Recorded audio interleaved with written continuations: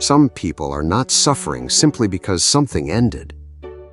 They are suffering because, deep down, they believed it was never supposed to end. They do not just miss someone.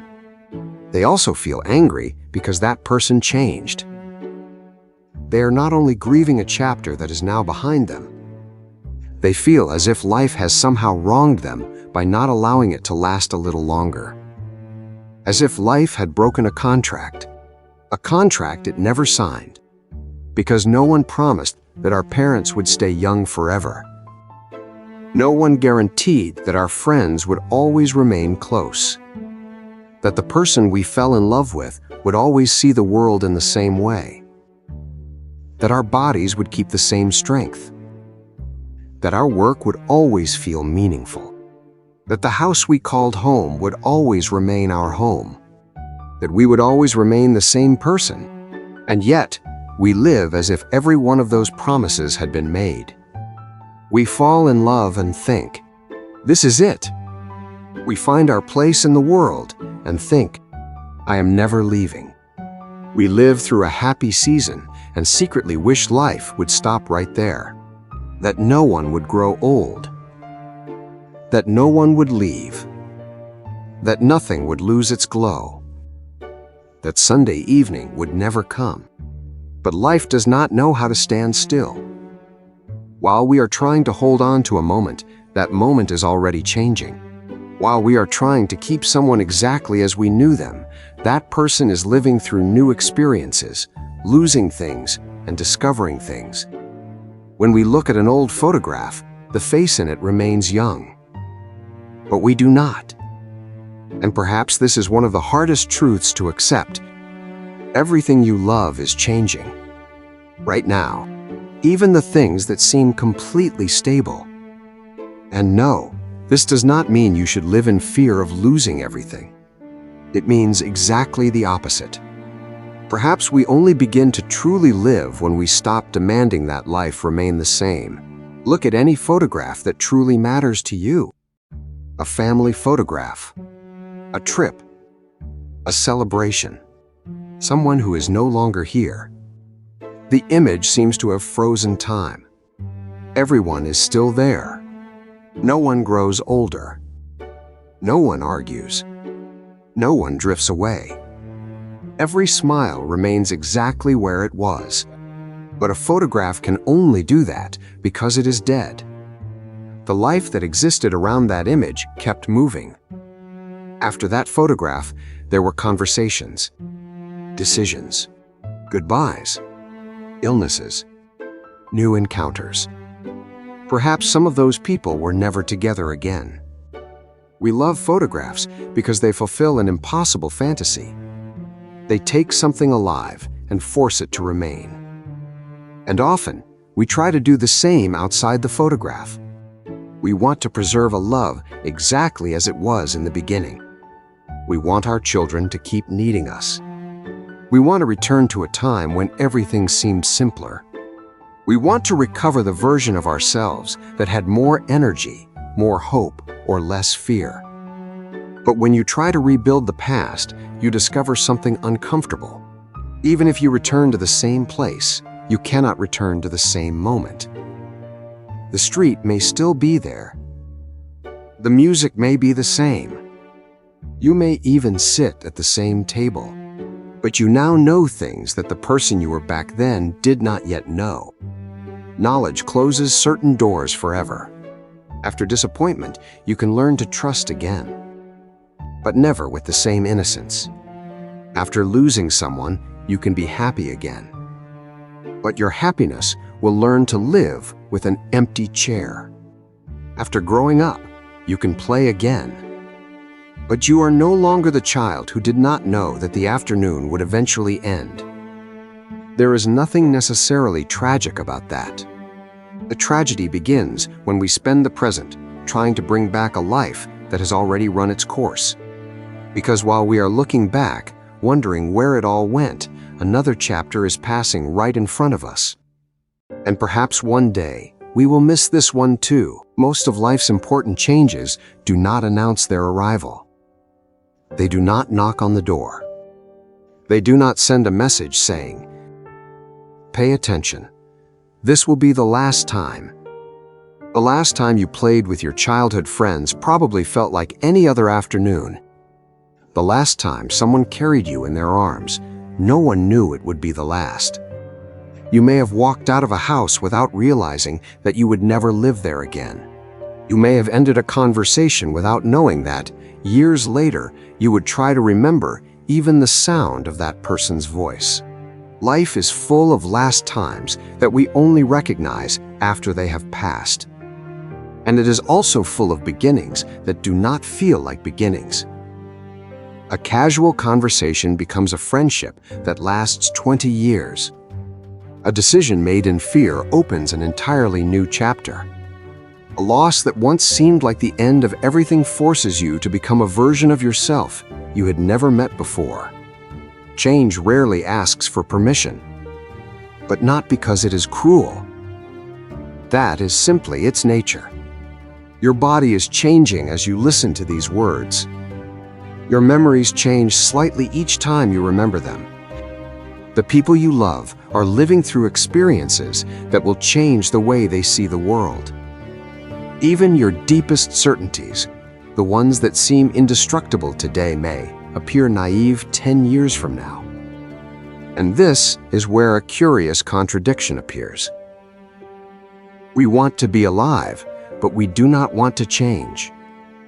We want new experiences, but we do not want to lose any of the old ones. We want to grow, but we do not want to leave behind who we once were. We want to love, but without the risk of loss. We want more time, but we resent what time does. The problem is that you cannot separate life from change. You cannot ask for one without accepting the other. A life in which nothing ever changed would not be a perfect life. It would be a frozen room. Nothing would ever end. That is true. But nothing new could ever begin. Almost 2,000 years ago, one man considered this problem from a rather unusual position. He was the Emperor of Rome. He had power, wealth, and armies. But he also faced wars, disease, betrayal, endless responsibilities, and one certainty that no empire could erase. He would die too. That man was Marcus Aurelius. And when he tried to understand how to live in a world that refused to obey his wishes, he did not search for an answer in the fantasy of controlling everything. He looked to nature. He saw that leaves appear, change color, and fall. That fruit ripens and eventually decays. That animals are born, grow, and die. That no season protests when the time comes to make way for the next. Nature does not interpret change as a personal insult.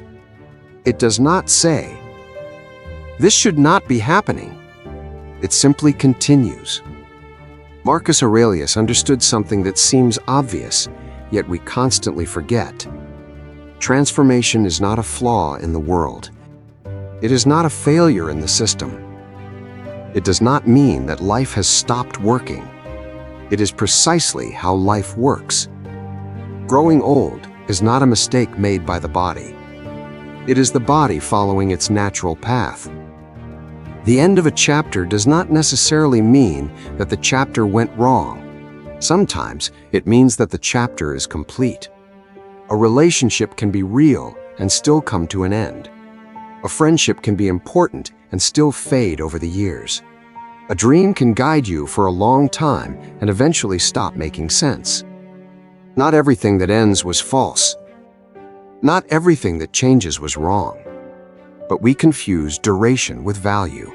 We believe that if something was truly good, it should last forever. And when it does not, we begin to wonder whether it was ever real. Perhaps the opposite is true. Perhaps its value was never in lasting forever. Perhaps its value lies simply in the fact that it existed.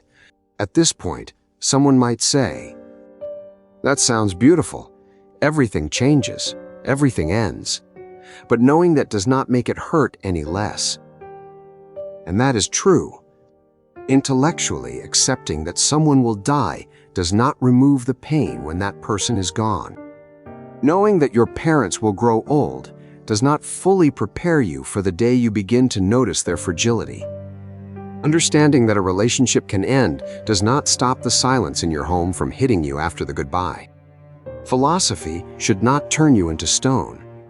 And honestly, if an idea requires you to stop feeling in order to prove that you understand it, then you probably did not understand the idea. Accepting impermanence does not mean smiling at a funeral. It does not mean receiving terrible news and responding. Perfect. This is the natural order of the universe. That would not be wisdom. It would be a rather strange performance. Pain is the mark left behind by something important when it is no longer there. We cry because a bond existed, because someone occupied a real place in our lives, because the world continues, but now it continues differently. The difference is not between feeling and feeling nothing.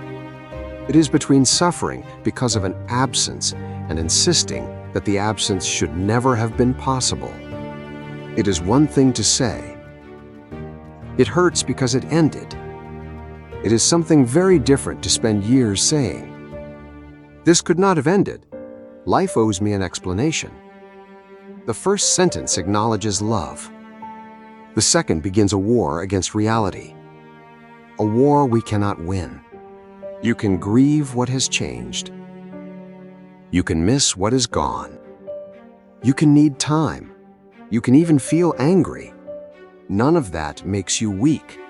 But eventually, you will have to decide whether you will carry the love that remains or continue demanding the return of a life that no longer exists. Acceptance does not erase the wound. It simply stops reopening it every day with the same question. Why could things not have stayed the way they were? Sometimes we do not suffer because someone left. We suffer because someone stayed, but changed. The person is still sitting across from us. They have the same name, the same face. Perhaps they even live in the same house. But they no longer think the way they once did. They no longer want the same things. They no longer respond in the same way. And then a dangerous sentence appears. You are not the person I once knew. Probably not. But neither are you. We form relationships with living people and then act surprised when they actually live, when they learn, when they contradict themselves, when they discover parts of themselves they never knew existed. We say that we love a person, but sometimes we love one specific version of them, the version that understood us, the version that was always available, the version that needed us, the version that fit the story we had imagined. When that person changes, we feel as if something has been stolen from us. But no one is obligated to remain psychologically frozen just to make us feel safe. This does not mean accepting every kind of behavior. Change does not give anyone the right to lie, humiliate, abandon their responsibilities, or cause harm. Nor does it mean that every relationship must continue. Sometimes, two people change in directions that can no longer coexist. And admitting that may be more honest than spending 20 years trying to play the same characters they were at the beginning. To love something alive means allowing it to transform. Otherwise, we are not loving it. We are preserving it. Like someone pressing a flower between the pages of a book. The flower keeps its shape, but it loses its fragrance, its movement, and its life. The deepest relationships are not the ones in which no one ever changes. They are the ones in which people manage to find each other again after every transformation. Sometimes they still recognize one another. Sometimes they have to learn each other all over again.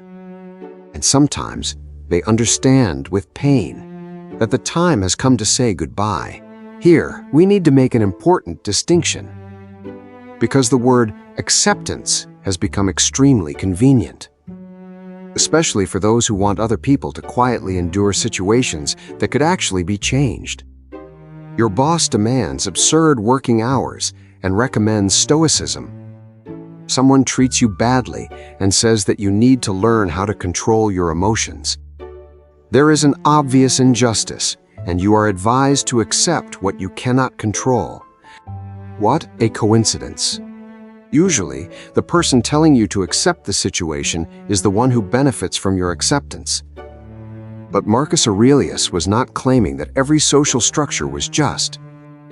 He was not saying that every form of abuse should be endured with a peaceful smile. It is one thing to accept that time passes. It is another to accept someone deliberately wasting yours. It is one thing to accept that people change. It is another to tolerate someone using that change as an excuse to destroy you. It is one thing to accept that you cannot control everything. It is another to pretend that you control nothing. Some forms of pain belong to the human condition. Growing old, uncertainty, loss, death. But other forms of suffering are created by human decisions. Exploitation, violence, manipulation, humiliation, cowardice. Confusing these two kinds of suffering is extremely useful for anyone who wants everything to remain exactly as it is. Mature acceptance begins by recognizing reality. And recognizing reality also means identifying what can be changed. If it is raining, you can accept the rain and look for shelter. You do not need to stand in the street shouting at the clouds. But you also do not need to remain soaked just to prove your spiritual growth. Serenity is not passivity. You can act without hatred. You can leave without turning the goodbye into revenge.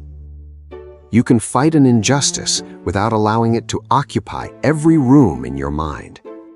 Acceptance means no longer denying what is directly in front of you. And only after recognizing where you are can you decide which direction to walk. Imagine that you could keep absolutely everything. Every person, every relationship, every object, every chapter of your life. Nothing would ever be lost. Your childhood bedroom would remain untouched. Your old friends would still be waiting on the corner. Every message would remain, never deleted. Every dream you ever had would still be demanding space. For a few seconds, it sounds beautiful. Then it begins to look like a warehouse. We cannot keep everything because life needs space. Some things must end so that others can begin, not because they were bad, but because they had already given everything they could give. The problem is that we have learned to treat every ending as a failure. If a relationship lasted 5 years and then ended, we say that it did not work. But perhaps it worked for 5 years. Perhaps those two people supported each other, learned, built something together, and eventually reached a point where they could no longer continue.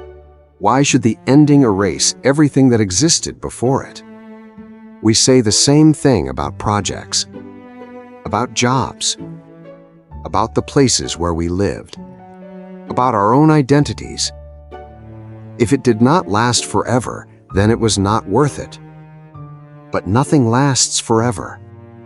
Following that logic, nothing could ever have value. A song does not lose its beauty because it ends. A conversation was not meaningless because someone said goodbye. A meal does not fail because the plate is eventually empty. Summer was not a lie because winter arrived. Perhaps our obsession with preserving everything prevents us from fully experiencing what is still here. Instead of loving our parents as they are today, we compare their bodies with old photographs. Instead of getting to know the person beside us again, we demand that they return to who they once were. Instead of living at our present age, we try to perform an earlier version of ourselves. And so, we lose twice. We lose what has already passed. And we also lose what is happening right now. Everything you love will change. Some things will change slowly.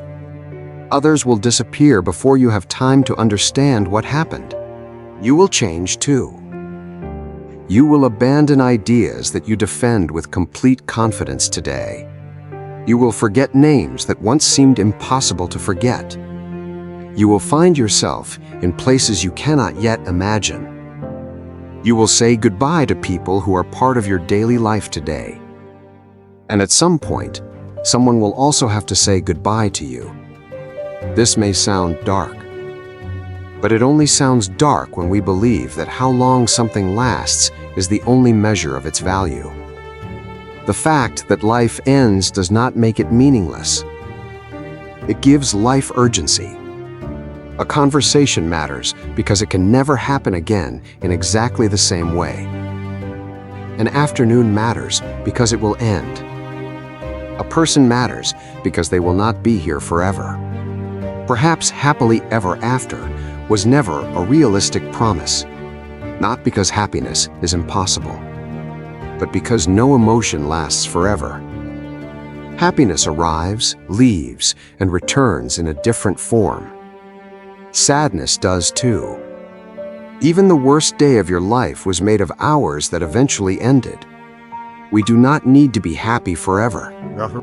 We need to learn how to recognize happiness when it appears, without holding on so tightly that we destroy it, without demanding that a beautiful experience become eternal before we consider it enough. Perhaps peace is not found in discovering something that will never change.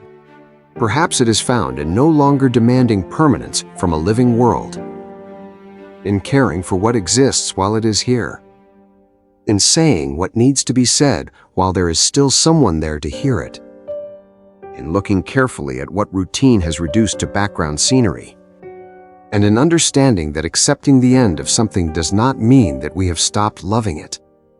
Sometimes it is precisely because we love something that we allow it to have its place in our story without forcing it to keep occupying our present. Nothing lasts forever. But that is not the problem. The problem is spending our entire lives trying to prevent life from doing what it has always done, moving. So, if someone important is close to you, do not wait until you feel their absence to recognize their presence. And if you know someone who is trying to accept a change, a loss, or the end of a chapter, share this video with them. Perhaps they do not need to be told that they should forget. Perhaps they only need to understand that moving forward does not erase what they lived through. It simply allows life to continue.